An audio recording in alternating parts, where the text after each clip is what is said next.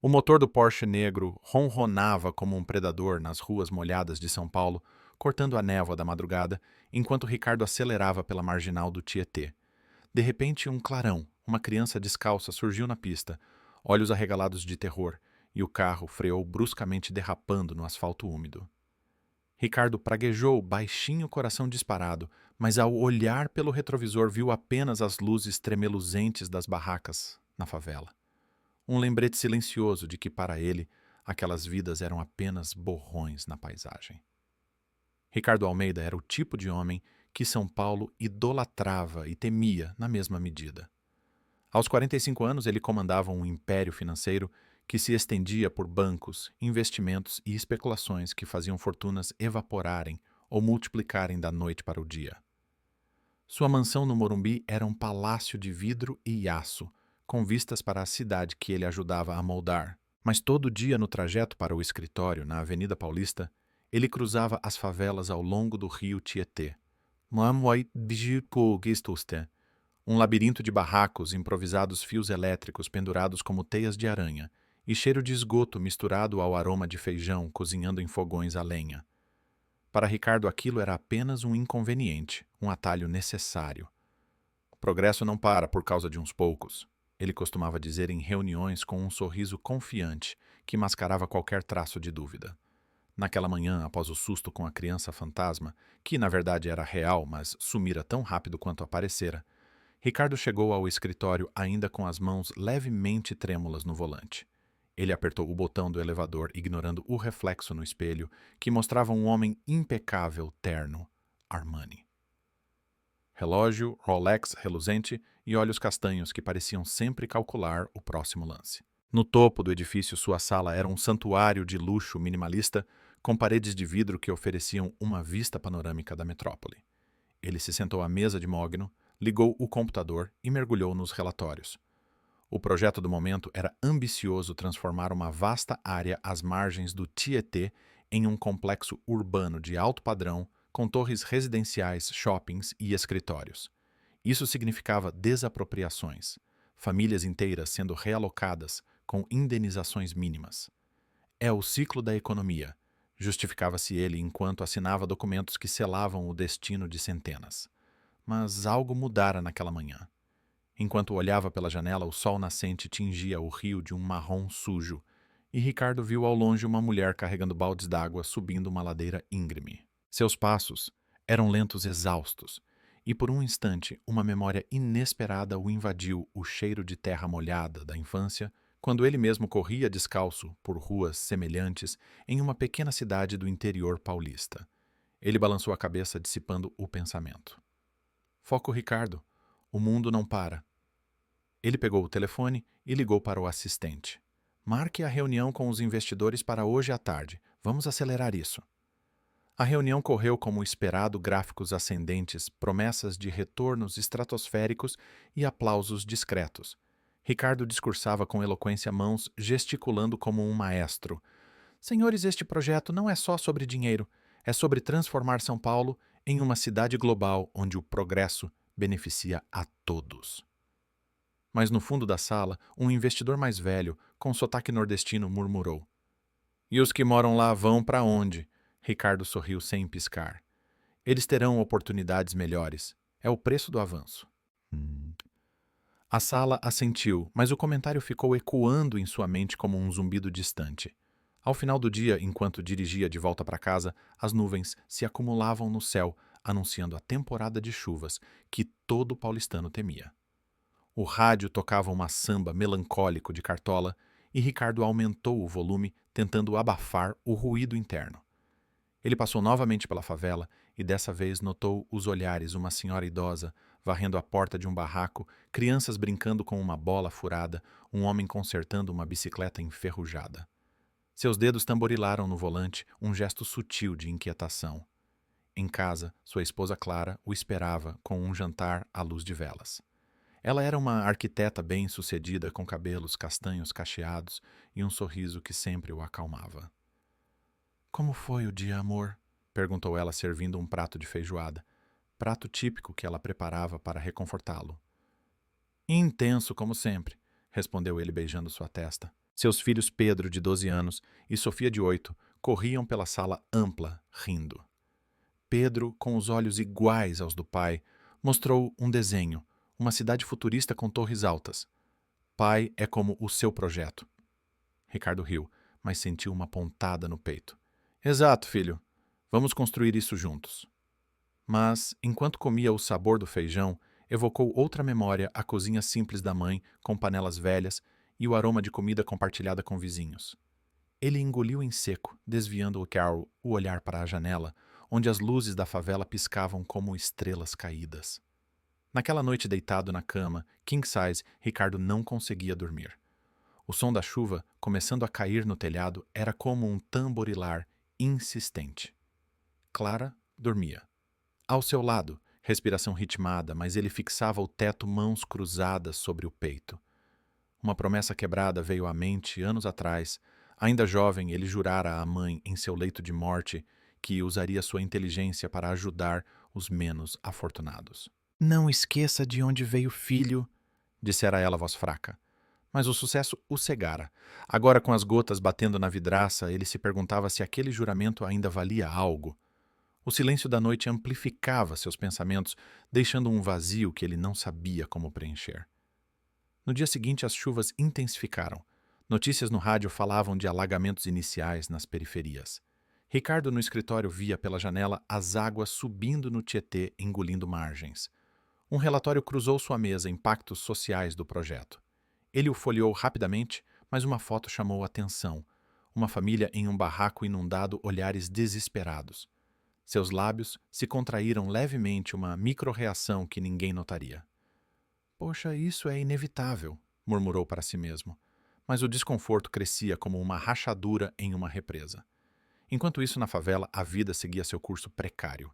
Dona Maria, uma viúva de 60 anos, arrumava seu barraco com paredes de madeira compensada, o cheiro de umidade impregnando tudo. Seu neto, Lucas, de 7 anos, brincava com um carrinho feito de lata, sonhando com carros como o de Ricardo. Vó, um dia eu vou ter um daqueles pretos brilhantes, disse o menino. Dona Maria sorriu, mas seus olhos carregavam preocupação. As chuvas vinham e com elas o medo. Ricardo, alheio a nomes como o dela, prosseguia com os planos. Mas à noite, sozinho no carro, ele parou por um instante, na marginal, motor ligado, olhando as luzes. Um som distante, talvez um choro de criança, ecoou e ele acelerou, deixando para trás o que não queria enfrentar. A chuva caía como um véu cinzento sobre São Paulo, transformando as ruas em rios improvisados e o ar em uma névoa úmida que grudava na pele. Ricardo acordou com o som das gotas batendo na vidraça, um ritmo incessante que ecoava como um aviso. Ele se levantou, o corpo pesado, e olhou pela janela da mansão. O Tietê inchava, lambendo as margens da favela, onde barracos tremiam como folhas ao vento. No café da manhã, Clara serviu pão de queijo fresco, o aroma reconfortante, misturando-se ao cheiro de café forte. Você parece preocupado, amor, disse ela, tocando sua mão. Seus dedos eram quentes, contrastando com a frieza que ele sentia por dentro. É só o trabalho, murmurou Ricardo, forçando um sorriso. Pedro e Sofia entraram correndo, mochilas nas costas, prontos para a escola particular no bairro nobre. Pai, hoje tem jogo de futebol na escola. Vem assistir, perguntou Pedro, olhos brilhando. Ricardo assentiu, mas sua mente vagava para as crianças da favela jogando bola em poças d'água suja. Claro, filho, não perco por nada.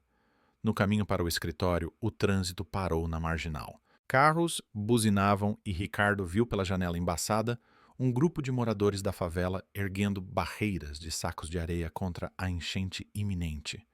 Um homem de boné desgastado carregava uma criança nos ombros, água até os joelhos. Seus olhares se cruzaram por um segundo. O do homem, resignado. O de Ricardo, evasivo. Ele ligou o rádio, alerta de chuvas intensas, para as próximas 48 horas.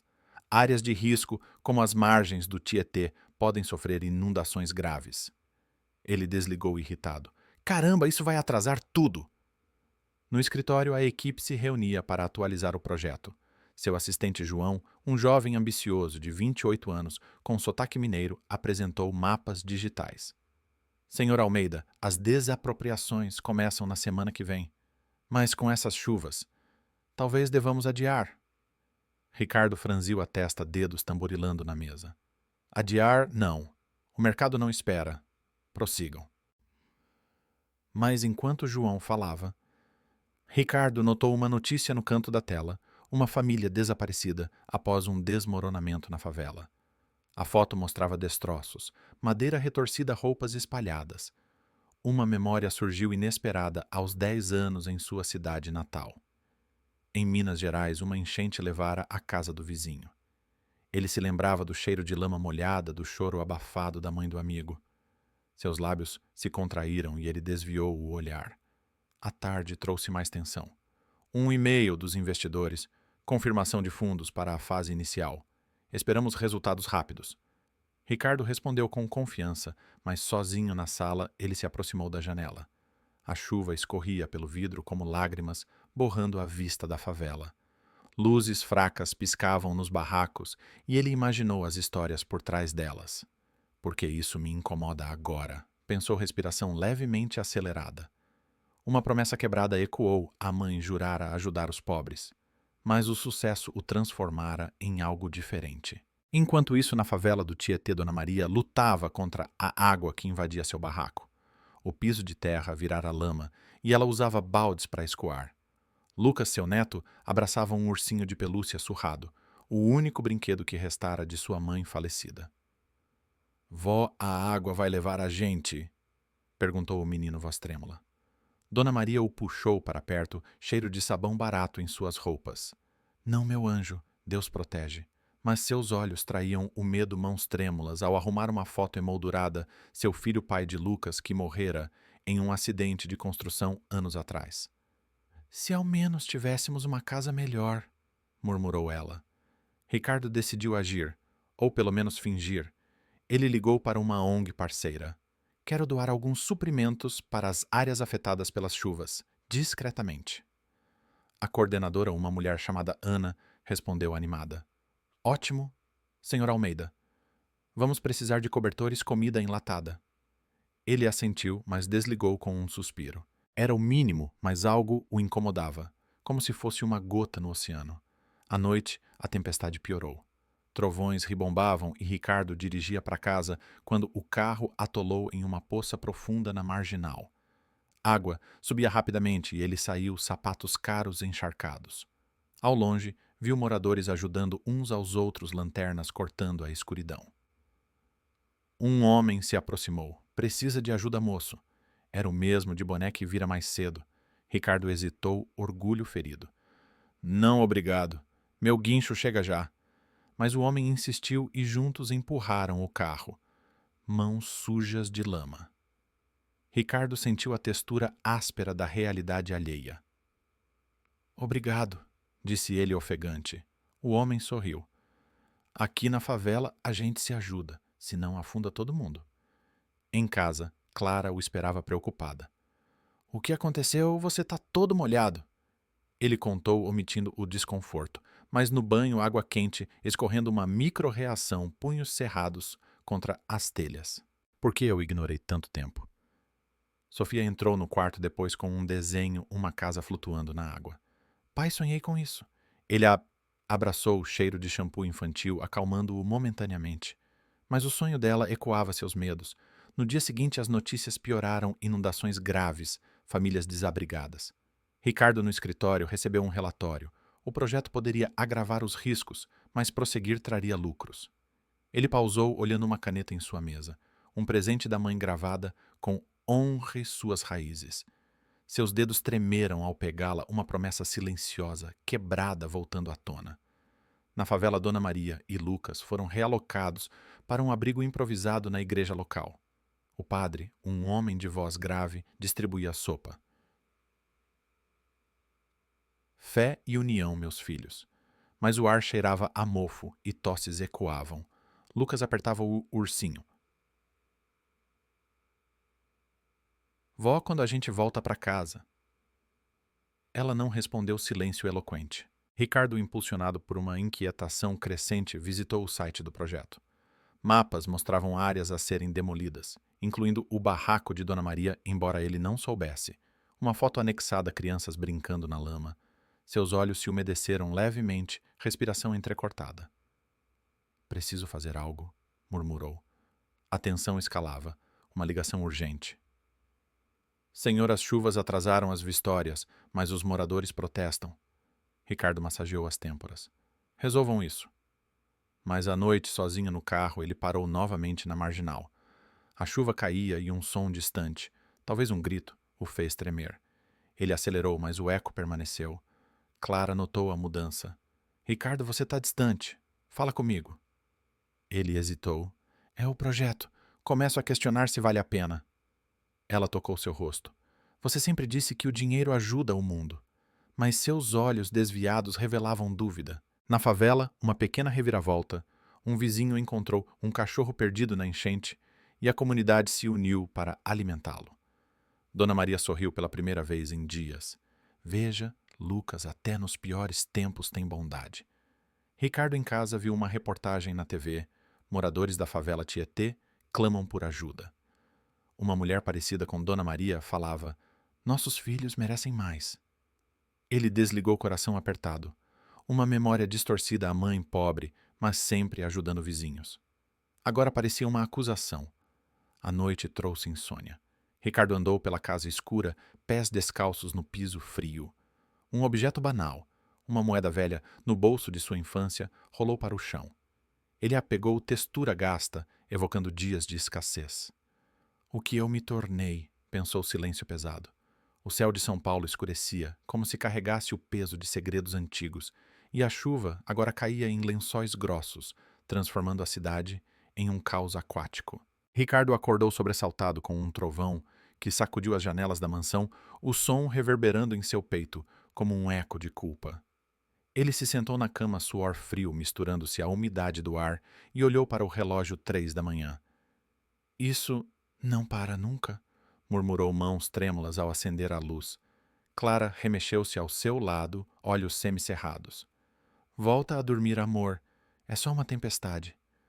Mas para Ricardo não era só isso. Ele desceu para a sala pés descalços no mármore gelado e ligou a TV em volume baixo. O noticiário mostrava imagens ao vivo, o Tietê transbordando, carros sendo arrastados como brinquedos e famílias da favela correndo para abrigos. Uma repórter encharcada gritava contra o vento. Mais de 1.000 desabrigados só nesta noite. As autoridades alertam para riscos de deslizamentos. Ricardo sentiu um aperto no estômago, como se a água subisse dentro dele também. No dia anterior, no escritório, a pressão havia aumentado. João, o assistente, entrou apressado com uma pasta. Senhor, os moradores da favela estão se organizando. Há um abaixo-assinado contra as desapropriações. Dizem que o projeto vai piorar as enchentes.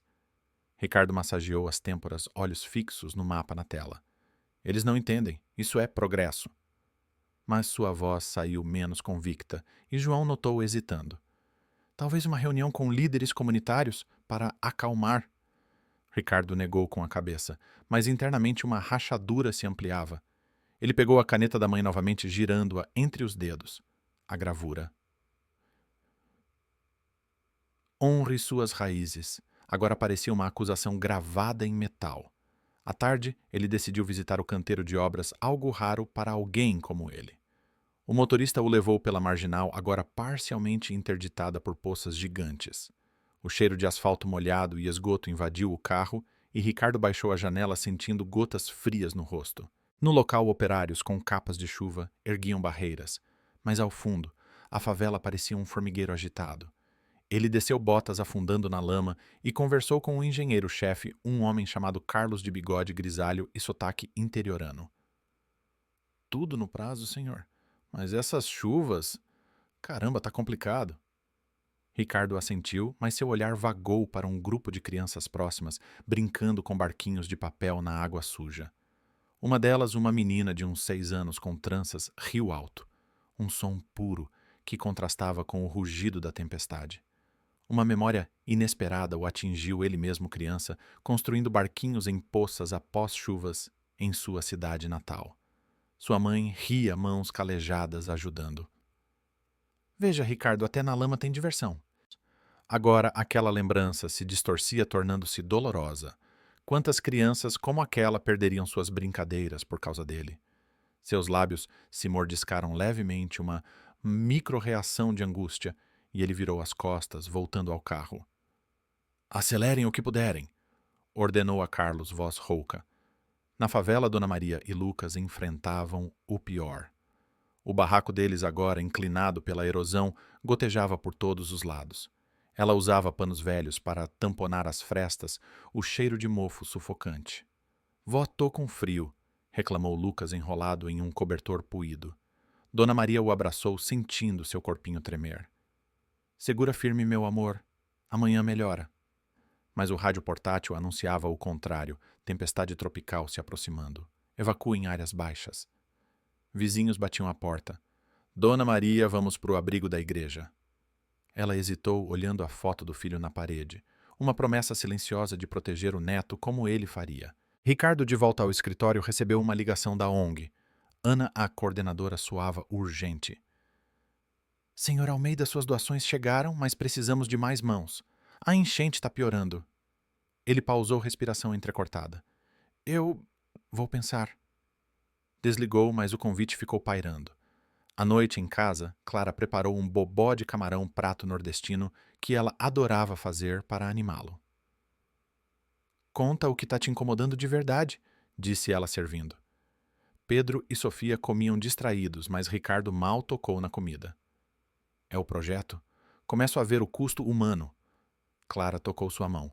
Você sempre foi ambicioso, mas tem coração. Faça o que acha certo. Aquela noite marcou o início do caos.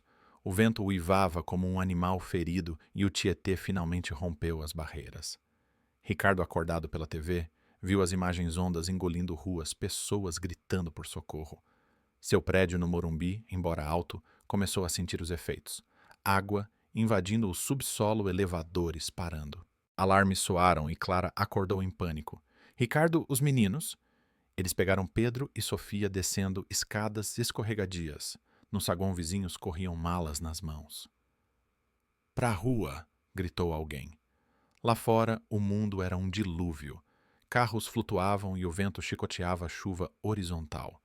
Ricardo segurava a família, coração acelerado, quando viu ao longe um barraco da favela vizinha sendo arrastado. Uma família, mãe e criança, agarrados a destroços, gritos abafados pelo rugido da água. Sem pensar, ele soltou a mão de Clara. Fiquem aqui, vou ajudar. Ela gritou. Ricardo não. Mas ele já corria pernas afundando na correnteza fria, o gosto salgado da água na boca. A água batia na cintura gelada como agulhas e ele nadou contra a corrente, músculos ardendo. Segurem firme! Berrou para a mulher que segurava o filho com unhas e dentes. Seus olhos se encontraram. Terror puro nos dela. Ricardo estendeu a mão, sentindo a textura áspera da madeira podre. Pega minha mão. A mulher hesitou, mas o fez, e ele puxou força vinda de algum lugar profundo. O menino chorava corpinho frágil. Com esforço hercúleo, ele os arrastou para a margem elevada, onde Clara esperava com os filhos. Vocês estão salvos, ofegou Ricardo, caindo de joelhos na lama. A mulher ofegante tocou seu braço. Obrigada, moço. Meu nome é Rosa e esse é o Joãozinho. O menino, olhos grandes, apertou um brinquedo molhado, um carrinho de lata igual ao de Lucas. Ricardo sentiu um tremor interno, emoção crua subindo. Não foi nada, murmurou, mas seu peito se expandia com algo novo, empatia. Clara o abraçou. Você foi corajoso. Mas ele via nos olhos dela uma pergunta não dita. De volta ao prédio, agora seguro, Ricardo não dormiu. O som da chuva diminuía, mas o eco dos gritos permanecia. Uma microgesto, dedos crispados no lençol. Pela primeira vez, ele sentiu o peso real de suas escolhas e o medo de que fosse tarde demais. Na favela, Dona Maria e Lucas chegavam ao abrigo encharcados. Graças a Deus, sussurrou ela, mas muitos não tiveram sorte. Corpos cobertos por lonas, silêncios pesados. Ricardo, amanhecendo, olhou o celular, mensagens de trabalho, mas ignorou. Uma decisão formava-se ajudar mais, mas o clímax mal começara. O sol tímido despontava sobre São Paulo, filtrado por nuvens remanescentes, mas o ar ainda carregava o cheiro acre de lama e destruição. Ricardo acordou no sofá da sala, corpo dolorido da noite anterior, com o eco dos gritos da enchente ainda pulsando em suas têmporas. Ele se levantou devagar, músculos protestando, e olhou pela janela. O Tietê recuava lentamente, deixando para trás um rastro de destroços. Móveis quebrados, roupas rasgadas, vidas despedaçadas. Clara preparava café na cozinha a movimentos precisos, mas olhos vermelhos de cansaço. "Você foi herói ontem, amor", disse ela, servindo uma xícara fumegante. O aroma de café forte misturava-se ao de pão na chapa, um ritual matinal que agora parecia frágil. Pedro e Sofia, ainda sonolentos, entraram. "Pai, a escola está fechada por causa da enchente", exclamou Pedro, excitado com a folga inesperada. Ricardo sorriu fracamente, mas sua mente vagava para Rosa e Joãozinho, a família que salvara. "Que bom, filhos! Vamos ajudar quem precisa hoje." No noticiário da TV, imagens chocantes, centenas de desabrigados, abrigos lotados e o primeiro alerta de doenças. Com a água contaminada, casos de diarreia e febre já surgem nas favelas, dizia o âncora. Ricardo sentiu um frio na espinha, respiração acelerada. Ele pegou o celular e ligou para Ana da ONG. "Quero ajudar no terreno. O que precisam?" Ana respondeu animada, mas cansada. "Voluntários para distribuir remédios e comida. Venha para o abrigo na igreja do Tietê." Ele hesitou por um segundo, olhando Clara. "Vou lá. Não aguento ficar parado." Ela assentiu, tocando seu braço. "Vai, mas cuida de você." Macá. Dirigindo para a favela, o Porsche agora parecia deslocado entre os escombros. Ruas enlameadas, pessoas catando pertences dos destroços. O cheiro de podridão impregnava tudo. Ricardo estacionou e desceu sapatos, sujando-se imediatamente. No abrigo da igreja, um prédio antigo com paredes descascadas e cruz de madeira na entrada, o caos reinava. Filas para a sopa, crianças tossindo, idosos deitados em colchonetes improvisados. Ana o recebeu. "Senhor Almeida, aqui pegue essas caixas de remédios." Ele carregou braços ardendo e começou a distribuir comprimidos para diarreia, xaropes para febre. Enquanto ajudava, ele viu Dona Maria. Embora não soubesse seu nome ainda. Ela estava na fila com Lucas, o menino pálido e tossindo fracamente. "Aqui, tome isso", disse Ricardo, entregando um remédio. Dona Maria ergueu os olhos cansados, mas gratos. "Obrigada, moço. Meu neto tá mal desde a enchente." Lucas apertava o ursinho molhado, textura áspera contra a pele febril. Ricardo sentiu uma pontada. "Tem mais? Preciso de água limpa." Ele correu para pegar garrafas, mãos trêmulas, ao lembrar do salvamento da noite anterior. Mas o dia trouxe conflitos. Um grupo de homens da favela, liderados por um sujeito robusto chamado Zé, o cara durão, local. Um ex-trabalhador da construção com tatuagens desbotadas e cicatrizes no rosto, observava de longe. Zé era conhecido por proteger a comunidade, mas também por métodos rudes. Anos antes ele pedira emprego na empresa de Ricardo, mas fora recusado friamente. "Aquele ali é o ricaço que quer nos expulsar", murmurou Zé para os amigos, voz rouca de cigarro. Ricardo sentiu os olhares, nuca arrepiada, mas continuou servindo mingau, quente vapor subindo e aquecendo rostos frios. À tarde, a tensão escalou. Enquanto distribuía cobertores, Zé se aproximou, braços cruzados. "O que você faz aqui, playboy? Veio ver o estrago que seu projeto causou." Ricardo parou, coração acelerado, mas sustentou o olhar. "Vim ajudar. Não sou inimigo." Zé riu sarcástico. "Ajuda, você e seus investidores vão demolir tudo isso para construir torres para os ricos. Sai daqui antes que eu perca a paciência." Os amigos de Zé se aproximaram, murmúrios ameaçadores. Ricardo sentiu o medo subir pernas fracas, mas uma memória surgiu, sua mãe defendendo vizinhos pobres contra capangas em sua infância. "Não vou embora. Essas pessoas precisam de mim." O confronto piorou quando uma senhora idosa, Dona Teresa, tropeçou na lama, caindo e gemendo de dor.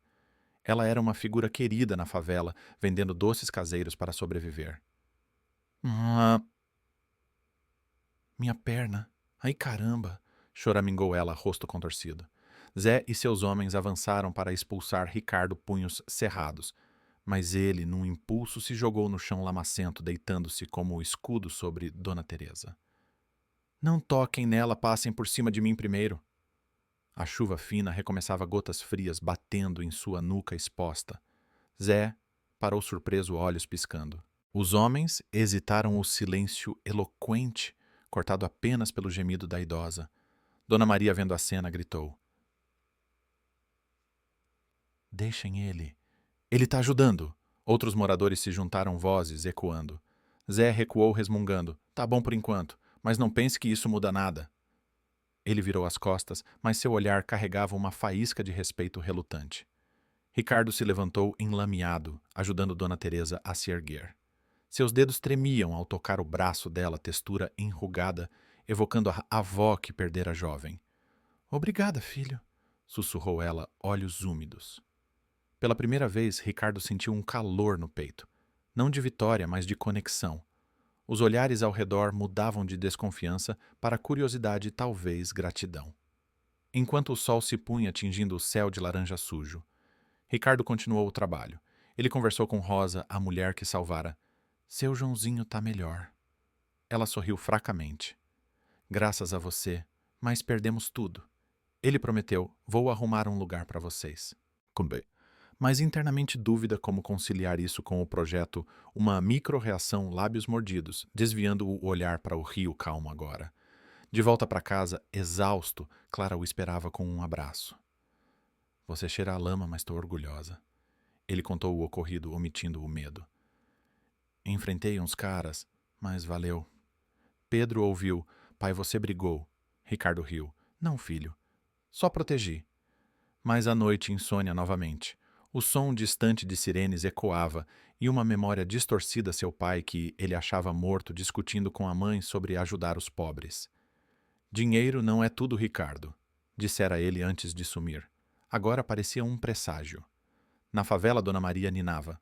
Lucas, febre baixando. Aquele moço é bom, vó? Perguntou o menino. Ela assentiu silêncio carregado de esperança. Ricardo em casa pegou a moeda velha da infância, agora um talismã.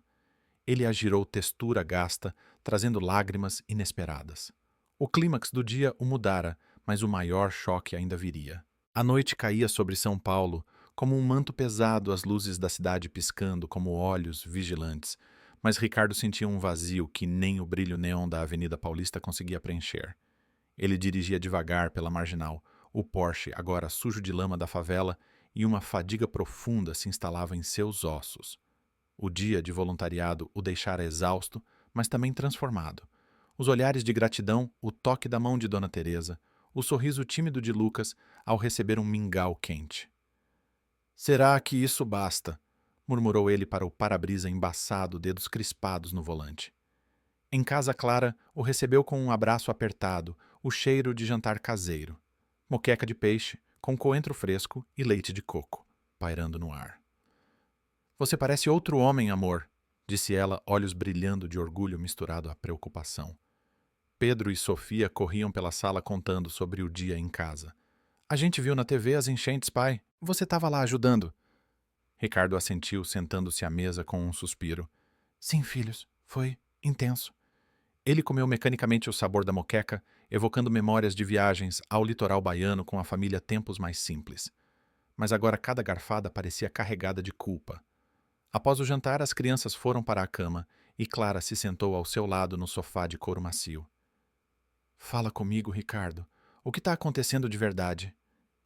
Ele hesitou, olhando as mãos calejadas de arranhões do dia. Eu vi coisas hoje. Pessoas sofrendo por causa de decisões como as minhas. Enfrentei um cara lazé que me odeia pelo que represento. Clara tocou seu joelho. Mas você ficou. Protegeu aquela senhora. Isso conta. Ele desviou o olhar, respiração entrecortada. Uma promessa quebrada veio à mente à mãe, jurara nunca esquecer as raízes pobres. Agora sentia como se estivesse traindo não só ela, mas a si mesmo. Decidido a clarear a mente, Ricardo saiu para uma caminhada noturna pelos jardins do Morumbi. O ar úmido pós-chuva carregava o cheiro de terra molhada e flores noturnas, mas o silêncio era interrompido por sirenes distantes. Ele andou sem rumo, pés afundando na grama úmida quando avistou uma figura solitária, sentada em um banco sob uma árvore frondosa. Man disha, moal, um homem idoso encurvado com muletas ao lado e roupas desgastadas. Algo na postura dele o atraiu, ombros caídos, como se carregasse o peso do mundo. Boa noite, disse Ricardo, aproximando-se cautelosamente. O homem ergueu a cabeça devagar, olhos castanhos profundos, sob sobrancelhas grisalhas, e um sorriso fraco surgiu. Boa noite, rapaz. Noite fresca, né? Ricardo sentou-se ao lado, impulsionado por uma curiosidade inexplicável. O homem cheirava a tabaco velho e sabão simples, textura de sua jaqueta puída, visível à luz fraca do poste. O senhor mora por aqui? Perguntou Ricardo, voz baixa. O idoso riu baixinho, tossindo levemente.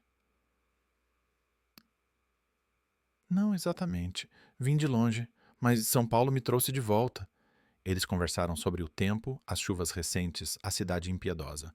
O homem falava com sotaque mineiro suave, contando histórias de uma vida humilde. Eu trabalhava em fábricas, ajudava vizinhos, mas a vida dá voltas, sabe? Perdi tudo uma vez, mas ganhei em bondade. Ricardo sentiu um arrepio. As palavras ecoavam as lições da mãe. Enquanto o homem descrevia uma infância pobre, em uma cidade do interior, detalhes. Batiam uma casa de taipa festas juninas, com fogueiras crepitantes, o som de viola caipira nas noites quentes. Ricardo franziu a testa, coração acelerando. Espere, o senhor menciona uma mulher chamada Helena. O idoso parou olhos, se arregalando levemente. Como sabe? Ricardo engoliu em seco, mãos trêmulas no colo. Era o nome da minha mãe e meu pai. Ele sumiu quando eu era criança. Diziam que morreu em um acidente. Ixi. O homem desviou o olhar silêncio, eloquente, estendendo-se como uma sombra. Então, com voz rouca, o idoso murmurou. Não morri, filho. Eu sou seu pai, Antônio. O mundo de Ricardo parou. O ar pareceu mais pesado, o som de um carro distante, ecoando como um trovão. Impossível! Você nos abandonou! Antônio balançou a cabeça, lágrimas escorrendo pelas rugas. Não abandonei. Sua mãe e eu éramos pobres, lutando em uma favela parecida com essa do Tietê. Eu via o sofrimento às enchentes, levando tudo. Prometi a ela que ia embora para buscar fortuna, mas falhei. Voltei anos depois, mas vocês tinham subido na vida. Ela me pediu para ficar longe, para não envergonhar você que estava estudando crescendo. Ricardo sentiu o peito apertar, respiração ofegante. Uma memória distorcida surgiu, discussões abafadas à noite, o pai saindo com uma mala velha. Agora via a verdade. Não abandono, mas sacrifício. Antônio continuou voz trêmula. Vivi na favela ajudando gente como nós fomos. Seu império. Parte dele veio de heranças que eu recusei para não sujar as mãos. Mas veja, filho, dinheiro sem coração é veneno. Ele pegou um objeto do bolso. Uma moeda velha, idêntica à que Ricardo carregava. Isso era minha. Dei para sua mãe antes de ir, para lembrar das raízes. Ricardo tocou a própria moeda no bolso, textura, gasta agora carregada de significado profundo. Lágrimas rolaram quentes em seu rosto. Por que não me procurou antes? Antônio tocou seu ombro, medo. Mas as chuvas me trouxeram aqui. Vi você na TV, o grande empresário. Mas ontem na favela, vi o homem que eu queria que fosse. O choque era sufocante. Ricardo se levantou pernas fracas e andou em círculos, o cheiro de terra molhada, intensificando a vertigem. Tudo que construí sobre mentiras. Minha mãe mentiu para me proteger. Antônio assentiu, olhos baixos. Ela quebrou uma promessa para te dar chance. Agora você decide o que fazer com isso. O silêncio caiu quebrado apenas pelo farfalhar de folhas. Ricardo sentiu o mundo girar, orgulho, raiva, arrependimento misturando-se em um turbilhão. Ele abraçou o pai, corpo frágil, tremendo, e chorou como criança. De volta para casa, horas depois, Clara o encontrou na porta preocupado. — O que houve? Você tá pálido? Ele contou tudo, voz entrecortada, omitindo detalhes dolorosos. Meu pai, vivo, na favela. Ela o abraçou. Meu Deus, vamos trazê-lo para cá. Mas Ricardo balançou a cabeça. Preciso pensar, mudar tudo. Naquela noite insônia total. Ele andou pela casa escura, tocando objetos. A caneta da mãe, a moeda do pai. Memórias sensoriais o assaltavam cheiro de fogueira, da infância som de risos, em festas pobres. O plot twist o deixara em pedaços, mas também livre. Na favela, Antônio deitou em seu barraco simples, sorrindo pela primeira vez em anos. Ele vai entender, murmurou.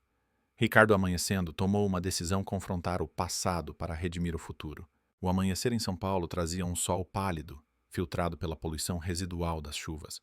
Mas para Ricardo o mundo parecia mais claro e ao mesmo tempo mais turvo do que nunca. Ele acordou com o peso da revelação da noite anterior, ainda pressionando o peito, como se o ar da mansão fosse rarefeito demais para respirar. Sentado na beira da cama, ele olhou para as mãos, as mesmas que abraçaram o pai perdido, e sentiu um tremor sutil, uma micro-reação que traía o caos interno. Clara já estava na cozinha preparando um café simples com pão francês e manteiga, o aroma familiar contrastando com a turbulência dele. — Bom dia, amor. Dormiu um pouco? Perguntou ela, voz suave, mas olhos atentos. Ricardo assentiu vagamente, sentando-se à mesa. — Pouco. Meu pai... Antônio, preciso processar isso. Ele contou mais detalhes da conversa à moeda, como prova as memórias distorcidas que agora se encaixavam como peças de um quebra-cabeça quebrado. Clara ouviu em silêncio, tocando sua mão. Isso explica muita coisa, sua inquietação recente. Talvez seja o destino te chamando de volta. Pedro e Sofia entraram sonolentos e Ricardo forçou um sorriso. Hoje é dia de família, hein? Sem escola ainda. Mas sua mente vagava para Antônio sozinho na favela. Decidido a se agir, Ricardo ligou para o pai, um número simples que Antônio dera na noite anterior. — Pai, é Ricardo. Vamos nos encontrar hoje? Preciso entender mais. Antônio respondeu com voz rouca, mas calorosa. — Claro, filho. Venha para o meu barraco. Traga café se quiser. Ricardo hesitou o luxo de sua vida, colidindo com a simplicidade daquilo. Ele dirigiu para a favela o Porsche, chamando atenção entre os escombros ainda úmidos. O cheiro de lama, seca e fumaça de fogueiras impregnava o ar, e ele caminhou pelas vielas estreitas, pés afundando em poças remanescentes. O barraco de Antônio era modesto, paredes de tijolo aparente telhado de zinco enferrujado, um fogão a lenha no canto, exalando aroma de feijão cozinhando. Antônio o recebeu com um abraço desajeitado, corpo frágil, mas firme. — Entra, rapaz. Senta aí. Ricardo sentou em uma cadeira de plástico, olhando ao redor fotos antigas na parede, incluindo uma dele criança com a mãe, textura amarelada pelo tempo. — Por que você escolheu isso, viver aqui ajudando estranhos, em vez de voltar para nós? Perguntou Ricardo, voz entrecortada. Antônio serviu café em xícaras lascadas vapor, subindo como memórias. — Sua mãe e eu viemos da pobreza, filho. Eu via o ciclo ricos pisando nos pobres. Quando falhei em enriquecer, voltei e vi vocês bem. Escolhi ficar onde era preciso. Ajudei com sopas, remédios. Quebrei promessas para mim mesmo, mas ganhei paz. Enquanto conversavam, Antônio revelou mais segredos. A herança familiar vinha de terras desapropriadas, no interior vendidas a especuladores, semelhantes aos que Ricardo agora representava. Seu império tem raízes no sofrimento alheio. Não julgo, mas pense o que vale mais. Ricardo sentiu o peito apertar, respiração acelerada. Uma memória sensorial o invadiu, o som de risos, em uma festa junina pobre quadrilha, dançando sob luar cheiro de milho assado. Agora distorcida pela verdade, parecia uma acusação. Seus lábios se contraíram, desviando o olhar para uma janela improvisada, onde crianças brincavam lá fora. A conversa foi interrompida por uma batida na porta Dona Maria com Lucas ao lado. — Seu Antônio trouxe um pouco de pão, e esse moço é o que ajudou ontem. Ela sorriu, reconhecendo Ricardo. Antônio riu. — É meu filho Maria, perdido mas achado. Ricardo se levantou surpreso e ofereceu ajuda a Lucas, que ainda tossia levemente. — Como você tá, garoto? O menino apertou o ursinho, melhor tio. Obrigado pelo remédio. O momento era carregado, Ricardo via neles o reflexo de sua própria origem, uma ponte entre mundos. Deixando o barraco. Ricardo caminhou pela favela, mente fervilhando. Ele viu Zé ao longe, consertando um telhado destruído pela enchente. O homem acenou relutante um gesto de trégua. — Ei, playboy! — Voltou, gritou Zé.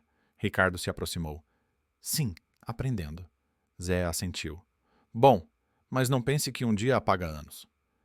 A tensão pairava, mas Ricardo sentiu esperança. Talvez pudesse mudar. No escritório à tarde, a realidade bateu forte. João o esperava com relatórios: Senhor, os investidores pressionam. As desapropriações começam amanhã. Ricardo folheou os papéis, vendo nomes de famílias, incluindo Dona Maria. Seus dedos tremeram ao assinar, mas parou. Adie tudo. Preciso repensar. João ergueu as sobrancelhas. Mas os prazos.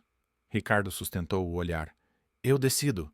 Marque uma reunião com a equipe. Vamos alterar o projeto. Sozinho na sala, ele olhou pela janela, o Tietê calmo agora, mas as marcas da enchente visíveis. Uma promessa quebrada ecoava à mãe, a si mesmo. Agora, hora de consertar. À noite em casa, Clara notou a mudança. Você tá diferente, mais leve. Ele contou sobre o dia. Oh. Meu pai me mostrou o caminho. Vou redirecionar os fundos. Então, não para demolir, mas para reconstruir. Ela sorriu. Orgulhosa de você. Mas o telefone tocou um investidor furioso. Ricardo, o que é isso de adiamento? Perdemos milhões. Ele respondeu firme. O custo humano é maior. Se não aceitam, saiam. Desligou o coração acelerado, mas resoluto. Na favela, Antônio conversava com Dona Maria. Meu filho vai ajudar. Acredite. Ela assentiu esperança nos olhos. Ricardo Insone novamente andou pelo jardim. A moeda do pai no bolso, textura reconfortante. Uma decisão formava-se renunciar ao topo e investir na comunidade. O clímax interno culminava. Arrependimento virando ação. O sol da tarde banhava São Paulo com uma luz dourada filtrada pelas nuvens esparsas que ainda pairavam após as chuvas, mas para Ricardo era como se uma nova claridade iluminasse seu caminho interno. Ele saiu do escritório cedo, deixando para trás pilhas de documentos que outrora definiam sua vida, e dirigiu direto para a favela do Tietê.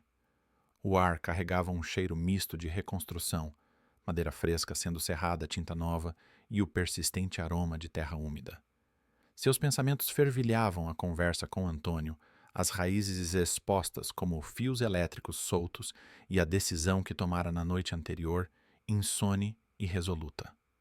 Ao chegar, ele encontrou o pai ajudando vizinhos a erguer uma parede improvisada em um barraco danificado. Antônio limpava o suor da testa com a manga da camisa velha, olhos brilhando ao vê-lo. Filho veio cedo hoje. Ricardo desceu do carro agora sem se importar com a lama grudando nos sapatos. Pai, precisamos conversar sobre o futuro. Meu e o dessa gente? Eles sentaram em caixotes de madeira, o som de marteladas ao fundo como um ritmo de mudança. Ricardo explicou seu plano. Vou redirecionar os fundos do projeto. Em vez de torres de luxo, vamos construir casas dignas, uma escola, um posto de saúde. Mas preciso da sua ajuda. Você conhece isso aqui melhor que ninguém. Antônio assentiu devagar, mãos calejadas, entrelaçadas. É um começo bom, Ricardo. Mas lembre, não é só tijolo e cimento. É confiança que está quebrada. Uma micro-reação surgiu em Ricardo, lábios apertados, desviando o olhar para uma criança passando com uma bola furada. Ele se lembrava de promessas quebradas, não só a dele com a mãe, mas as que a sociedade fazia aos pobres. Eu sei. Vou provar com ações. Dona Maria se aproximou carregando uma bacia de roupas lavadas, cheiro de sabão barato no ar. Seu Antônio, ouvi dizer que o moço é seu filho. Ele vai mesmo ajudar. Ricardo se levantou. Sim, dona. Começando por você e o Lucas. Vamos arrumar um lugar seguro para morar. A notícia se espalhou como fogo em palha seca. Zé, o durão da favela, ouviu de longe e se aproximou com passos pesados, braços cruzados. Ouvi falarem em construção, mas para quem? Para os ricos de novo. Sua voz era rouca, carregada de desconfiança acumulada. Ricardo sustentou o olhar, coração acelerado, mas firme. Para vocês. Escolas para as crianças, saúde para os idosos. Sem desapropriações forçadas. Zé riu sarcástico, palavras bonitas playboy. Mas e se for truque? Já vi isso antes. A tensão escalou, moradores se reunindo ao redor, murmúrios como um zumbido. Ricardo sentiu o suor escorrer pelas costas, respiração entrecortada. Uma memória inesperada, discussões na infância, o pai defendendo trabalhadores contra patrões. Não é truque. Vou renunciar ao meu cargo no banco. Doar tudo. O silêncio caiu quebrado apenas pelo latido distante de um cachorro. Zé piscou surpreso. Renunciar, você tá louco. Mas seus ombros relaxaram levemente em um gesto de respeito. Dona Teresa, a idosa que ele protegera, interveio. Deixem o moço falar. Ele se jogou na lama por mim. Merece chance. Aos poucos os olhares mudaram, de raiva para curiosidade. Ricardo prometeu, amanhã trago arquitetos. Vamos planejar juntos. Zé estendeu a mão relutante. Tá bom, mas, se vacilar, eu mesmo te expulso. O aperto foi firme, textura áspera da palma de Zé contrastando com a de Ricardo, agora calejada pelo trabalho recente. De volta ao escritório, o confronto com a realidade corporativa foi brutal. Ele reuniu a equipe em uma sala de reuniões envidraçada, vistas da Paulista agitada ao fundo. João, o assistente, projetava gráficos. Senhor, redirecionar fundos assim, perdemos investidores. Outros executivos murmuravam rostos tensos. Isso é suicídio financeiro! Exclamou um batendo na mesa. Ricardo se levantou, voz firme, mas trêmula internamente. Não é sobre dinheiro, é sobre gente. Eu renuncio hoje. Os fundos vão para a reconstrução da favela, escolas, casas, hospital. O silêncio foi ensurdecedor, seguido de protestos. Poxa, Ricardo, pensa bem, disse João, olhos arregalados. Mas ele já assinava a demissão caneta da mãe na mão gravura. Honre suas raízes. Agora um talismã de força. À noite em casa, Clara o esperava com um jantar simples. Arroz, feijão e farofa prato cotidiano que evocava raízes. Você fez o certo amor, disse ela, abraçando-o. Pedro e Sofia ouviram. Pai, você vai trabalhar na favela agora? Perguntou Sofia inocente. Ricardo riu, mas sentiu lágrimas. Vou ajudar a construir um mundo melhor para os dois. Mais tarde, sozinho no quarto, ele ligou para Antônio. Pai, tá feito. Renunciei. A voz do idoso veio emocionada. Orgulhoso de você, filho. Amanhã começamos. Os dias seguintes foram um turbilhão. Ricardo coordenava arquitetos voluntários, o cheiro de blueprints frescos, misturando-se ao de café forte em reuniões improvisadas na igreja da favela. Dona Maria ajudava a listar necessidades. Uma escola com livros para os meninos, como o Lucas sonha. Zé, relutante, fiscalizava. Nada de luxo desnecessário. Pequenos conflitos surgiam. Com discussões sobre locais, orçamentos apertados. Mas Ricardo mediava mãos trêmulas em momentos de dúvida. Uma memória sensorial, o som de risos em sua infância pobre, agora ecoando nas brincadeiras das crianças locais. Uma reviravolta veio quando ex-investidores ameaçaram processos. Você não pode doar assim, ligou voz irada. Ricardo sentiu o medo subir respiração ofegante, mas rebateu. É meu direito? O dinheiro vai pro bem? Clara o apoiou. Estamos juntos nisso. Aos poucos, o projeto ganhava forma, fundações para casas resistentes a enchentes, um posto de saúde com equipamentos doados. Ricardo viajava ao interior para buscar materiais baratos, o sol queimando a pele e textura de poeira nas mãos. Na favela, a esperança crescia. Lucas, agora saudável, desenhava a nova escola. Vai ter quadra de futebol, vó. Dona Maria sorria. Graças ao seu Ricardo. Antônio, ao lado do filho, contava histórias antigas, fortalecendo laços. Você tá honrando sua mãe agora, sussurrou ele uma noite sob estrelas piscando. Mas o clímax interno de Ricardo veio em uma tarde chuvosa leve, gotas finas como lembrete. Ele parou no canteiro, olhando o progresso paredes, subindo risos ecoando. Lágrimas misturaram-se à chuva, alívio profundo. Caramba, isso é real! Murmurou Peito, expandindo. Uma promessa restaurada, True Wealth in Kindness. A comunidade o via diferente, não mais o ricaço, mas o homem que voltou às raízes. Zé até ofereceu uma cerveja. Tá bom, você ganhou meu respeito. O fim se aproximava com a inauguração marcada. Os meses se passaram como páginas viradas em um livro antigo, e São Paulo, com suas estações imprevisíveis, via o Tietê fluir mais calmo, como se a cidade respirasse aliviada após o dilúvio.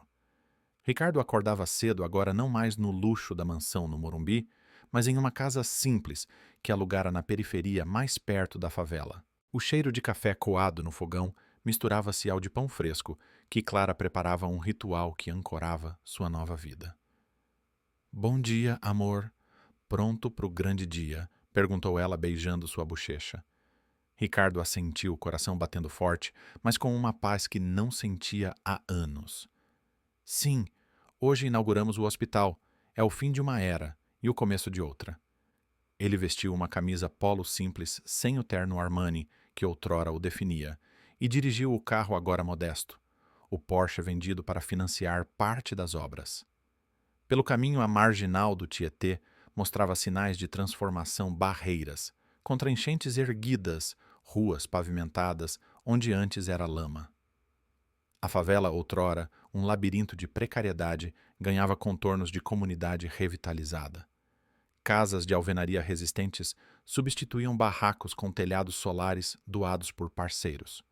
Uma escola nova brilhava ao sol, paredes pintadas de azul e amarelo, cores da bandeira brasileira, ecoando esperança. Ao chegar, a multidão já se reunia no pátio do hospital recém-construído. Um edifício branco e moderno com salas equipadas para atendimentos gratuitos. Bandeiras tremulavam ao vento e o som de um samba tocado por músicos locais enchia o ar ritmado como o pulsar de um coração coletivo. Antônio estava lá, apoiado em muletas, mas com olhos vivos, conversando com Dona Maria e Lucas. Filho, olha só o que você fez, disse o pai, voz embargada, tocando o braço de Ricardo. A textura enrugada da mão de Antônio evocava memórias, agora curadas, não mais distorcidas pela ausência, mas preenchidas por presença. Zé, o antigo antagonista, se aproximou com um sorriso relutante, vestindo uma camisa limpa para a ocasião. Playboy. Quer dizer, Ricardo. Tá bom, admito, você cumpriu. Esse hospital vai salvar vidas. Eles se abraçaram desajeitadamente, o aperto forte selando uma aliança improvável.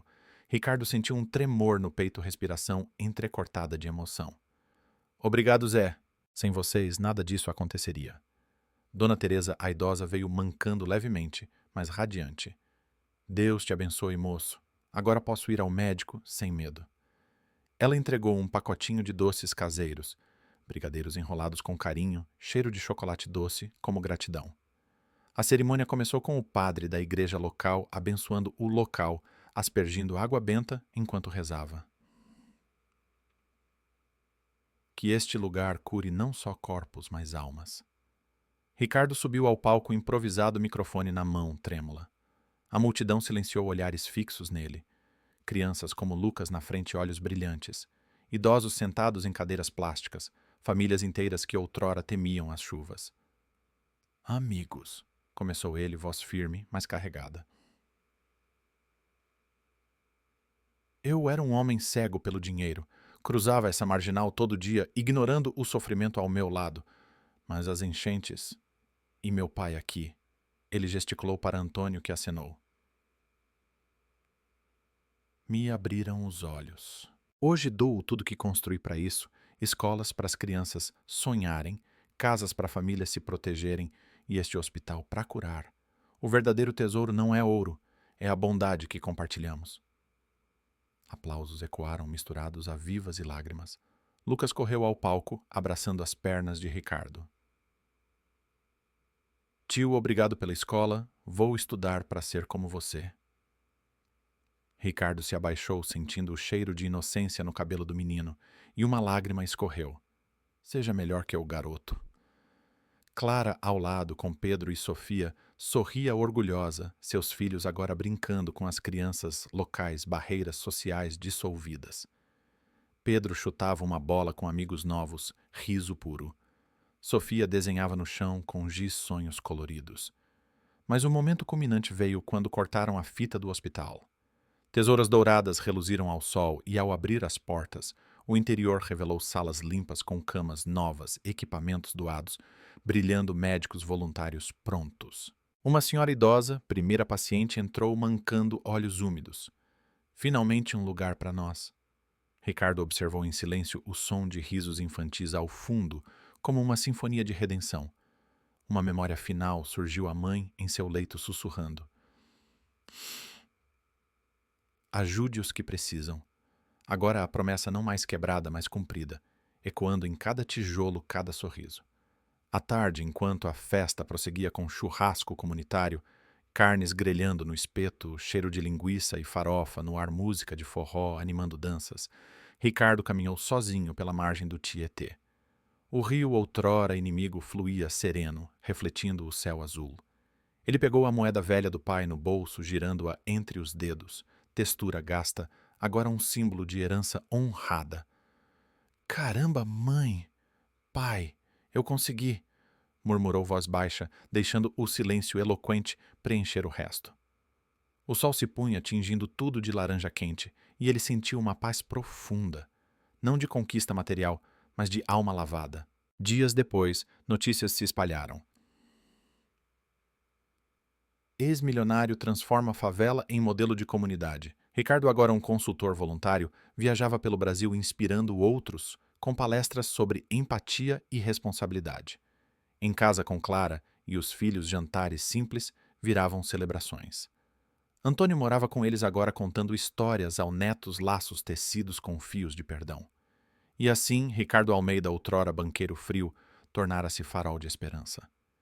Ele aprendera que a verdadeira riqueza reside em atos de bondade e, ao olhar as luzes da favela, agora vibrante, soube que redimira não só seu passado, mas o futuro de muitos. O ciclo de dor quebrado, um novo amanhecer surgia. Humano falho, mas profundamente transformador.